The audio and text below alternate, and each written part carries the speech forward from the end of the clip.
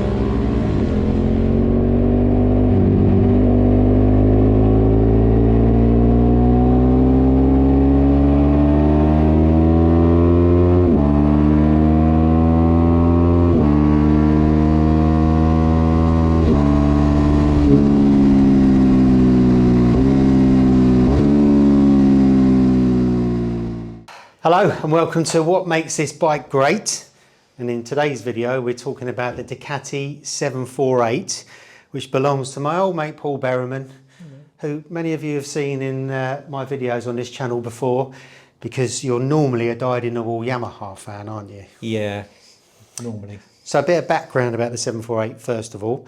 As we all know, it's a baby 916 apparently. We'll go into that in a minute. It came out a year after the 916 in 1995, and they stopped production in 2002 or 2003 before the 749 came out, which was its replacement. And you've probably read and seen thousands of reviews on this bike, and the common thread that runs through it is that this is the bike really that's more enjoyable to ride than the bigger one, because it's got a revvier engine, it's more involving, it's more nimble, and it's cheaper. But before we kind of dive too much into its history, I want to know why you're suddenly a Ducati fan after all these years. Well, yeah, so I've been really Yamaha, I've been Yamaha centric since the 80s actually. My first job was in a Yamaha dealer in Tankerton. And you know, you're 15 years old, all the posters on the walls are Yamahas, and you kind of start, and then you get LCs, and you know, so yeah, dyed in the wool Yamaha from that age. But I've always sort of dabbled with other things, but nothing's ever really lit me up. And then I got a little Ducati Monster S2R 800 2 years ago. Yeah. Because you never had foggy posters on your wall, did you? No, no, it wasn't really. That wasn't really me. More Lawson or later Lorenzo. Yeah. Yeah, I got this little Ducati Monster. You know, and all your mates are going, "Oh, don't do that. It'll just be a load of trouble." And they weren't wrong. It was. Yeah. But also what it's doing, it's kind of filling one bucket up with good times and the other bucket with grief. Yeah. But the bucket of good times is filling up a bit quicker than the bucket of grief. So I've really enjoyed using that on track. I instruct on track with Classic Bike track days. And the Monster has been absolutely brilliant at just hooning around tracks. And because it's got 74 horsepower, you're literally flat out everywhere. Yeah. And flat out is fun. Yeah. It's more fun than trying to work out what you need to give on a 1000cc superbike. Yeah, yeah. So with a little sort of seed of, Ducati's going to give you grief, but it's going to give you a lot of fun as well. With that sort of planted in my head, I've always been, I am a serial abuser of Facebook Marketplace. So even if I'm not buying anything, I'm constantly looking. And then in July, just after I'd whittled my collection down a little bit and thought I'm enjoying having the space and everything, and then I looked on Facebook Marketplace and I saw this for £2,250. £2,250. 1 hour and 50 minutes later, it was in my van coming home. No, that quick. Yeah, I didn't think too long about it. And what kind of state was it in when you bought it? It had been stood for over a year in covered outside storage. And it was, the biggest problem with it was corrosion. It pretty much everything that is going to corrode had corroded really quite badly in some cases. So the forks had turned to the fork outers. They've got shower forks on the front, and CRM 250 owners will know this as well. That particular generation of early 90s showers, once they've got corrosion under the anodizing, they literally turn to powder. Right. So you could put a key down the fork outer, and literally it was just turning to dust, a pile of dust on the floor. Yeah. So that was bad. The calipers were really minging. The shock had given up. I mean, it still worked, still moved, but the spring was corroded. Did it run? Yes, I didn't expect it to, actually. When I went to pick it up. That's what everyone would be scared of. Ducati's synonymous with trouble, electrics, belts, all of those things. But you know what? It was the laziest. The guy just put the key in and he prodded the starter and it went, and I thought that's doing nothing. And then it went, bum, bum, bum, bum, bum, bum, bum, bum, and it sat there ticking over. Yeah. And responded to a blip of the throttle. And I thought, oh, you know, it wants to live.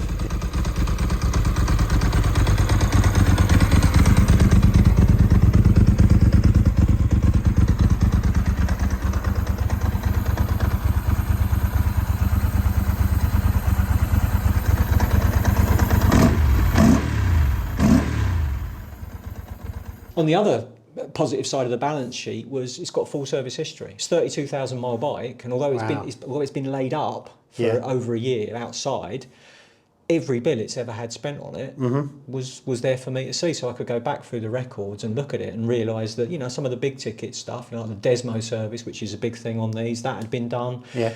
It had never really wanted for anything.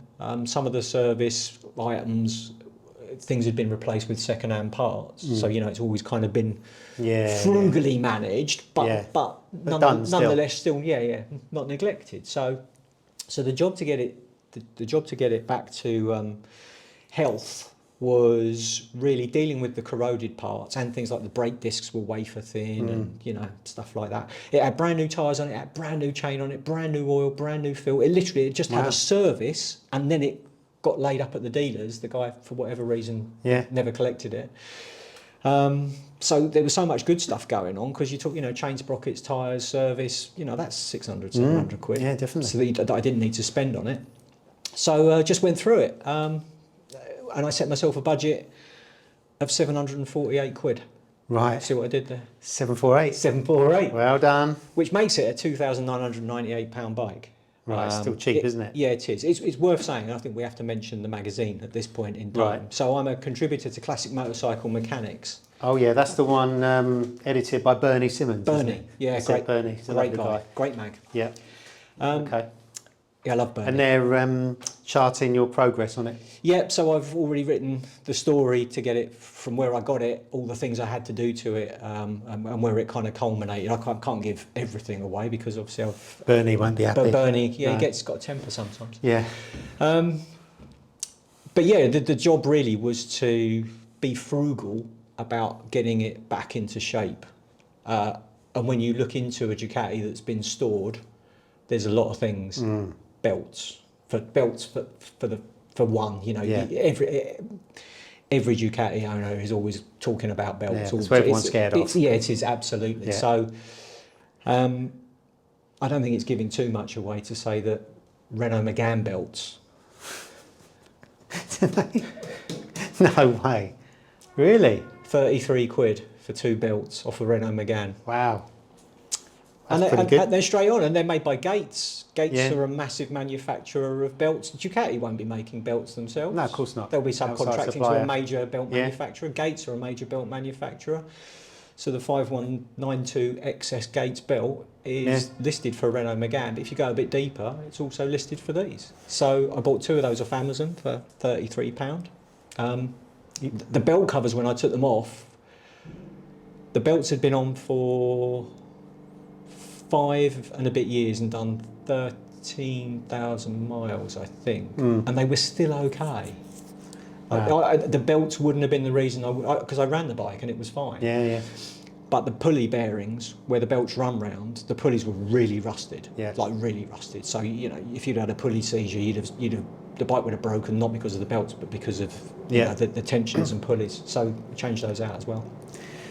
So did you actually tackle the belts yourself? I did, because I'm on a budget. Yeah. So paying someone else to do it was never going to happen. I've never changed cam belts on anything before, let alone a motorcycle.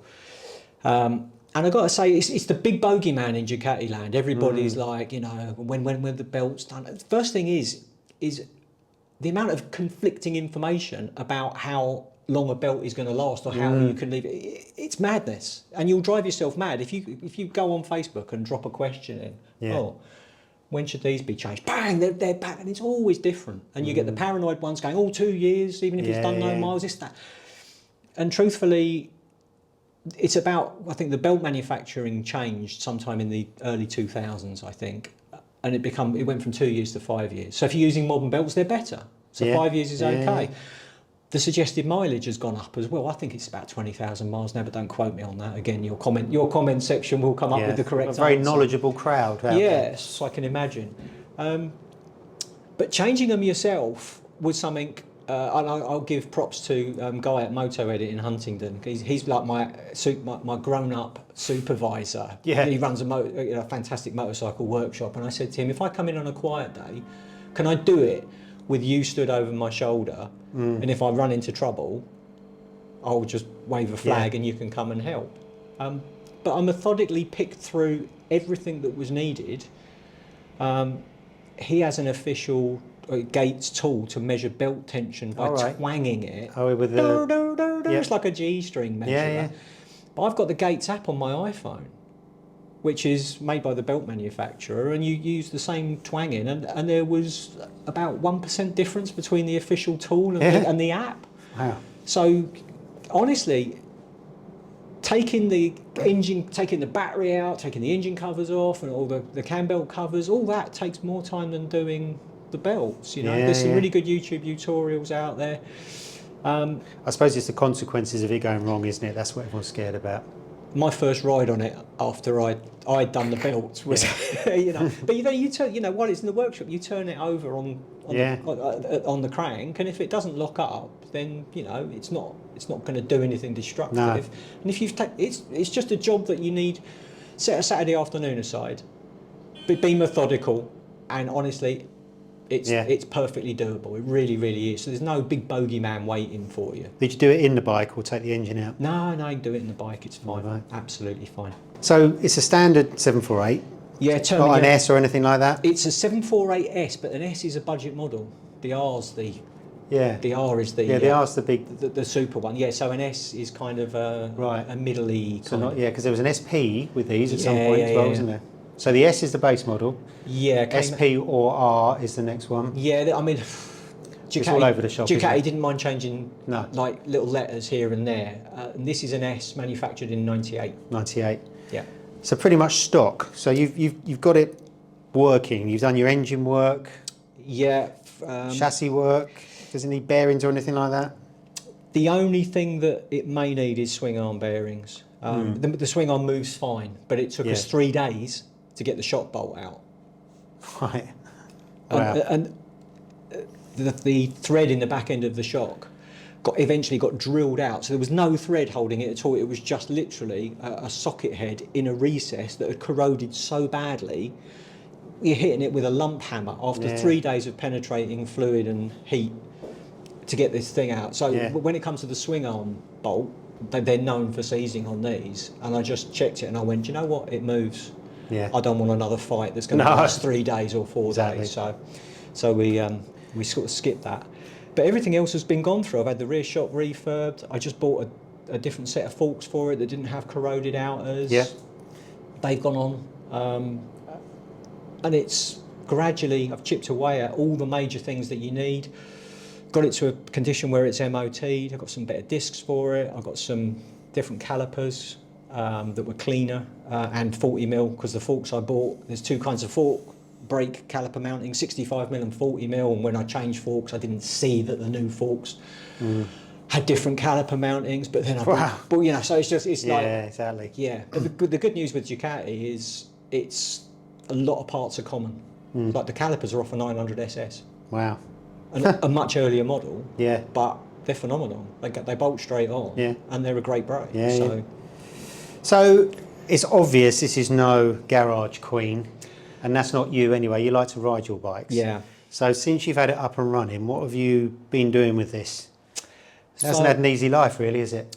Well, with me, all it's really done. I mean, prior to me it did up, I think, 20,000 miles up till 2019, and then from 2019 to 20 or 21, it did like 10,000 miles, and apparently it was commuted in London, which Definitely not a garage crane. Yeah, look at that. sooty. So yeah, it's done the London thing, Yeah. which I think is probably why some of the frugal servicing happened, because it was just doing miles backwards and forwards. And obviously it's picked up some of that corrosion from that commute as well. Yeah, but since I've had it, I literally got it MOT'd, road tested it, was amazed how good it was, and then took it to Cabwell for a shakedown on track, where I have to say... And you were instructing on this bike, so it's not as if you were giving it an easy time, polishing it between sessions. No, it did a little bit. I think it did 1 or 2 sessions instructing, but then I found myself without a pupil in one of the sessions. And I decided to pull the pin on it, and I was amazed. Yeah. So how does it stack up to compare to how you thought it would be? What's the reality of riding this around the track? They've got about 85 horsepower, so it's not going to set, after you've ridden almost anything with a 600, 700, 750 or 1000 cc motor from a Japanese manufacturer. Yeah. This is like an old Super Sport 600. Yeah. It's like a CBR 600 Yeah. or an FZR. But it does that lovely thing where it makes you feel like it's going an awful lot faster than it is. So engine-wise, loads of character, loads of drive, loads of personality and noise. So superb. Yeah. But just runs out of puff at the top end. That's to be expected. That's fine.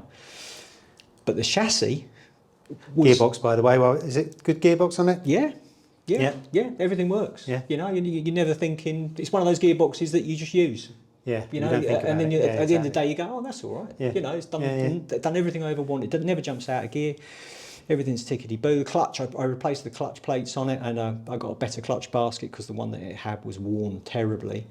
And it was incredibly rattly when I got it, which of course, because all 748s and 916s have dry clutches, so you've always got that but with a brand new clutch in, quiet as a mouse. Wow. Really progressive and nice to use. But the big news really is just how good the chassis is. Although I've had the rear shock refurbed by a guy called John Slenzak, I'll give him a shout out, because he's been doing my suspension on bikes for over 10 years. But it turns out he's ex-Troy Bayliss suspension man when he was racing BSB. So when the shot got sent to him, it's like, he kind of knows his way around this. Yeah, absolutely. So how does it compare to a 916? How similar is this bike to a 916? I mean, it looks identical, obviously, it's beautiful. The 916, I've been looking at this, and some of the 916s I think had 6-inch rear wheels, but I don't think all. And someone out there, if I commit to saying they don't all have them, or they do, someone out there is going to... So we'll let them wash in. Yeah. Because some had 190s, 916s, and these are 180s. The 916 is listed in the brochure as 190, and this is listed as 180. So the rear wheel is a thing, but inside the motor, here's some I prepared earlier. Look at that. That's a 748 piston. Yeah. That's a 916 piston. Right. It is 6mm bigger, and the stroke is 4.5mm bigger on the 916. Right. So there's virtually no difference.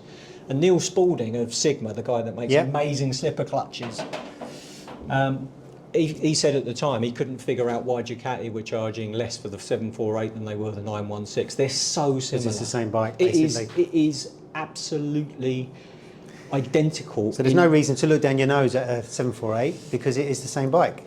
No, it's, who hasn't wanted one of these at some point? Exactly. This is, I think if you asked 100 people what the top 5 most iconic motorcycles of all time were, I reckon 80 or 90 of those people are going to put one of these in their top 5. Yeah. It's that ubiquitous as a motorcycle that's coveted, and for all the reasons, it's just a beautiful thing to look at. Yeah, it's gorgeous. And it might not have the 916 motor, but actually I don't think that holds it back in the slightest. I think it's... Gives you the same experience and maybe a little bit more. Yeah, what Neil Spalding did back in the day is put 916 pistons in a 748, and you end up with an 853. Right. So you end up with a revvier engine, which the 748 has, and which makes it a bit more exciting than 916.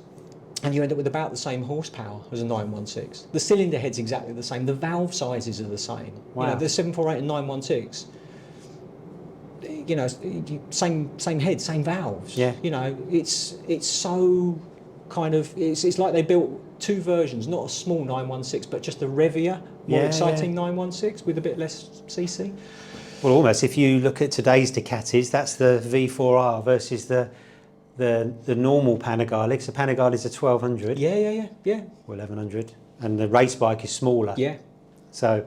Yeah. So it's two similar bike, different personalities. I couldn't help but noticing. Did you get these? Did these come with the bike? No, they didn't. No, we don't talk about. There's another Facebook Marketplace. We don't. Yeah, we don't talk about mine. We've got two engines here. Yeah. So there is plans for an 853 engine.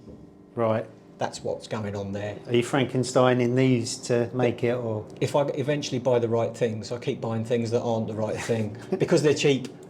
Because that's what I do. Because that's what I do. Fantastic. So it's pretty much standard. Different pipes. You told me a story about the ECUs back in the day, because everyone used to say, get some Termes. Yeah. You get the chip from. Yeah. So I've got to give props to. I'm wearing a Luigi Moto neck scarf today. So Rich Llewellyn is another instructor with Classic Bike Track Days, and Rich runs Luigi Moto down in Bristol. And he races 748s and has prepped a million 748s and 996s. So he knows his way around these. And when we spent the weekend at Cadwell, and I was literally just bouncing into his world, draining him of 748 information. And when he saw the state of the pipes, like how coked up they are, he said, "What chip have you got in it?" And these have got Ep9 chips, which you can fetch in and out, which changes the fueling. You know. Yeah. We have power commanders and we have ECU flashing now. Back in the day, this was whip a chip out, whip another one in, and you've changed your fueling and ignition timing. And he said, what chip have you got in? And I said, it's got the performance one, the correct one for the Termes. And he's advised me that is probably the problem, because back in the day, Ducati lent on the safer side. Whenever they put a performance upgrade, they went like, we don't necessarily want it to run right, we don't want it blowing up and getting warranty claims. Yeah. Is that suable? Allegedly. Allegedly. But to give Rich props, he's told me what to put in it, and it's probably fair not for me to share that on here. But if you want to work out how your 748 or 916 needs to run, go and talk to Rich, because he will know. Yeah, he will know. And didn't one of your pipes catch fire? Yeah. So these things are so coked up because of the London commuting that I came in after one of the sessions. You know, when you've brought a bike back from the dead, and then you take it on a track and you rag the living daylights out of it, you're kind of expecting it to go wrong. You know, when it's as cheap as this and it's had as much abuse as this, you know, you take it on a track, you ride it like the wind. And I came back in and one of the pipes was smoking. And I thought, oh, well, that was fun while it lasted. I thought, you know, I've blown a cylinder, or, you know, rings have gone on a cylinder. And then Stuart Stevenson, another instructor, Classic Bike Track Days. Yeah. I've mentioned them all. Simon Eadley, he's the last one. Yeah, okay. I can't leave him out. Get them all in. Stuart felt the can, and he said, I don't think it's a cylinder. And he's looked at touching the can, which he could touch in one place here, but he couldn't touch it in the middle. And then he felt the other can, and he could feel the other can all the way along. And what had happened is it caught fire. The carbon had caught fire. Oh, God. And you could see a grey patch with smoke coming off it on the silencer and baffle inside. And it just burned itself out, and that was it. It had a little moment of... God, it's got some stories to tell, hasn't it, this bike? But it wants to live, you know. It's still not quite there. It definitely ran better before Cadwell. And having bought it back from Cadwell, some of the low throttle response is not quite as crisp as it was, which needs looking at. But you've ridden it today. I rode it, but I was going to say what I like about what you've done with this. It's very easy to buy a 748 or a 916 and wrap it in cotton wool and have a little ride on it just to get the feeling of it. But you're using this bike. You're not too precious about it. You don't mind if the exhaust catches fire. You know, you're instructing on. Yeah, you do. I just did. And it's, you know, it's built to be used. You know, there's too many shiny Ducatis that never get used. So I tip my hat to you for that. And you let me on it earlier. I had a 916, as you know. It was a 96 bike, and it was just like coming home, getting on it, the same view at the cockpit, obviously, 'cause it's the same bike, the same kind of lazy turnover, the same sound, the clatter, the bass from the exhaust. What took me by surprise when I rode up the road was you're almost laying on the tank, aren't you? It's really uncomfortable. Really, I mean, it's relatively roomy, Yeah. as most Ducatis are actually, but you're draped over it, aren't Yeah, you? it's a very old-fashioned riding position, and literally 5 minutes in town, and you hate it. Yeah. And it is one of those, you know, Yeah. everybody says, oh, you get weight on your wrist on sports bike. This is the worst I think I've ever experienced. Yeah, exactly. But what really surprised me is how together it feels. It feels tight. It feels a lot newer than it actually is. Yeah. The brakes are superb. In fact, I'd say the brakes are better than most modern sports bikes because they're all gummed up with ABS, whereas this is more direct. Yeah. Really nice. You've got sports touring tyres on it, which obviously wouldn't be people's first choice. They'd stick super coursers on it. But in the real world, if you want to actually ride it and not polish it in your front room, it's better for these conditions. It's been raining today, hasn't it? We've been out in the wet. But it's really sure-footed in a way. Obviously didn't push it, and it's just such a beautiful engine to use. Really nice fueling. Loads of grunt.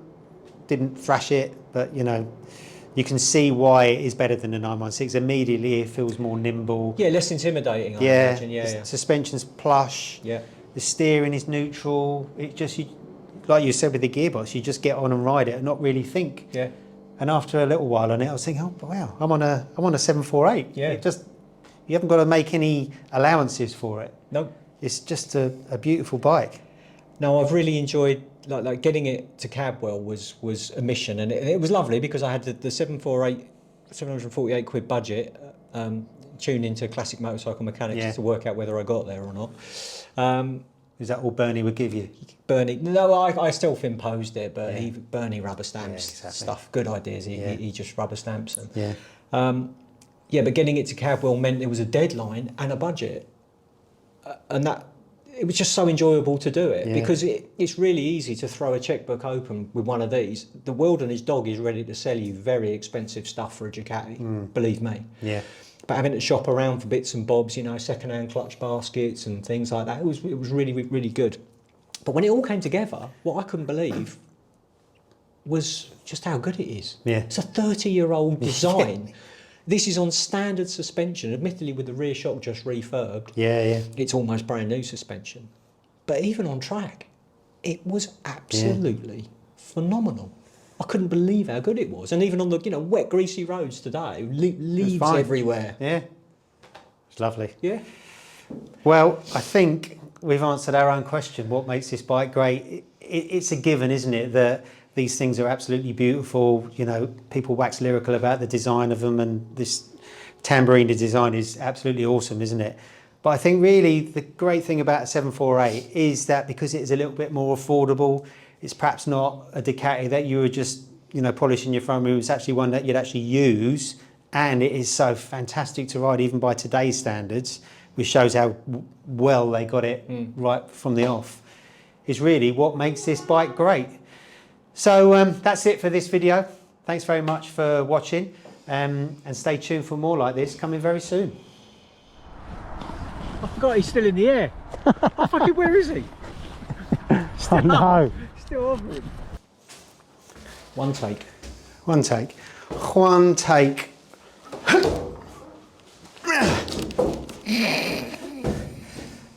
Right. Here we go.